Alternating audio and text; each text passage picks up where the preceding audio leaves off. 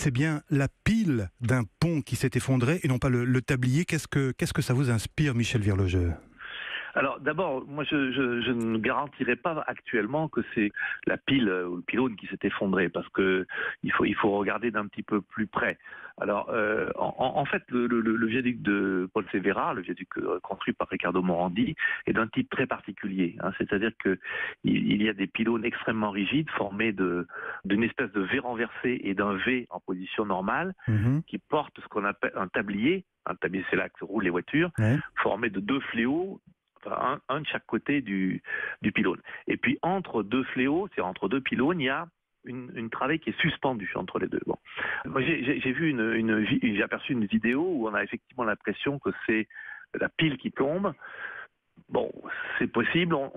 J'ai entendu dire qu'il y a eu un gros coup de foudre et que peut-être c'est ce coup de foudre qui serait à l'origine.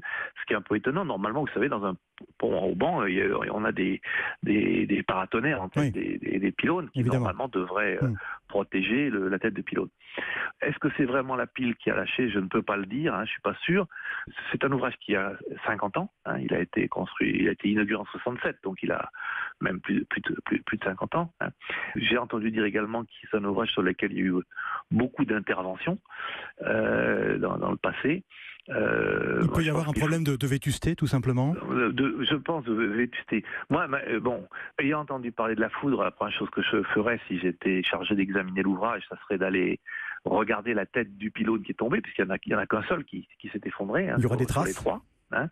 Pour voir s'il y a des traces, s'il y a des traces de l'impact de foudre, parce qu'on sait parfaitement déterminer. Mais ça reste une hypothèse pour l'instant. C'est une hypothèse, mais moi je regarderais beaucoup quand même aussi l'état des haubans, puisque les fléaux il y a une paire de haubans à l'extrémité de chaque fléau, c'est vrai. C'est voir si par hasard il n'y a pas une corrosion des haubans, et également l'état de ce qu'on appelle les corbeaux, puisque à partir du moment où il y a une travée de 40 ou 50 mètres entre deux fléaux successifs, elle est portée, si vous voulez, par une partie d'assez faible épaisseur des fléaux. Elle s'appuie elle aussi par une petite console, et ça, ce sont des pièces qui sont beaucoup plus sensibles que le reste. Alors,